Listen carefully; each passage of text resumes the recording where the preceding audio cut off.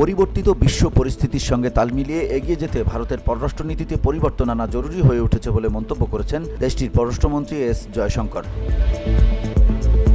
রোববার নয়াদিল্লিতে India's world নামের আন্তর্জাতিক নীতি বিষয়ক একটি নতুন সাময়িকীর উদ্বোধনী অনুষ্ঠানে জয়শঙ্কর এসব কথা বলেন।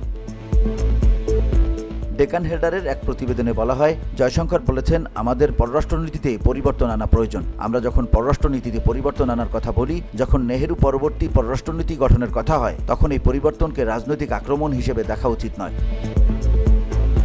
আন্তর্জাতিক রাজনীতিতে ভারত ক্রমশ গুরুত্বপূর্ণ ভূমিকা পালনকারী দেশে পরিণত হচ্ছে মন্তব্য করে জয়শঙ্কর বলেন, আগামী বছরগুলোতে বিদেশে ভারতের প্রবাসী শ্রমিকের সংখ্যা নাটকীয়ভাবে বাড়বে। আন্তর্জাতিক পর্যায়ে আমরা গতিশীলতার বিস্ফোরণ দেখতে যাচ্ছি।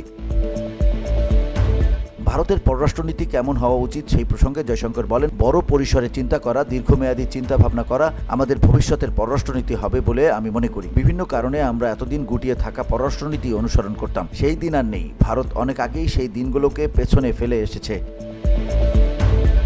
VOD Bangla news desk.